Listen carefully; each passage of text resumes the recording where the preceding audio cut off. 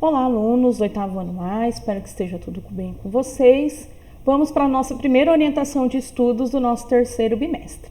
Então, vamos continuar falando um pouquinho sobre a história do Brasil, agora no primeiro reinado. Então, lá no segundo bimestre, nós estudamos sobre o período da vinda da família real para o Brasil, o processo aí de independência, e agora vamos ver um pouco das características desse primeiro reinado.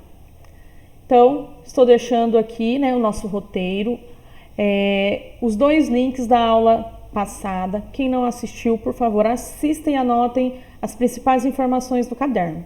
Você só vai conseguir realizar e concluir com sucesso esse roteiro de estudos se você tiver assistido às aulas do Centro de Mídias, tá bom? Deixei algumas anotações aqui sobre o tema da aula e um formulário para vocês realizarem as questões, tá bom? Então, acho que são 6 questões, deixa eu dar uma olhadinha. Então, a primeira questão, explique o que foi o poder moderador. Então, dentro da formação da primeira Constituição do Brasil, além do poder executivo, legislativo, judiciário, havia esse poder moderador. Então, eu quero que você explique o que é esse poder, o que foi esse poder moderador dentro da nossa primeira Constituição. Depois, 2, o que é voto censitário? Vai explicar.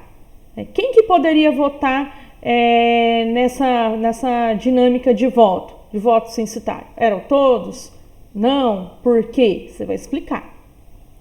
Mesma coisa na questão 3. O que é voto direto? Você vai explicar também o que é votar diretamente, tá? 4. Essa é uma questão que foi feita até lá no Centro de Mídias várias vezes, Após a independência do Brasil, como ficou a vida dos negros e indígenas? Nós também fizemos uma análise do quadro do Pedro Américo, também falando um pouquinho sobre a vida dessas pessoas. Então, como que ficou? Houve mudanças? Não. Como? Por quê? Você vai explicar, tá bom? 5. Quais as principais características da primeira Constituição do Brasil? Explique. Então, você vai observar quais foram essas principais características.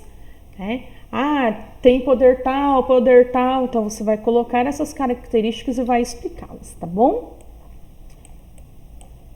E a questão 6, tá? Atenção, porque você só vai assinalar as que são relacionadas à Constituição de 1824, tá? Então, é mais de uma que você vai assinalar.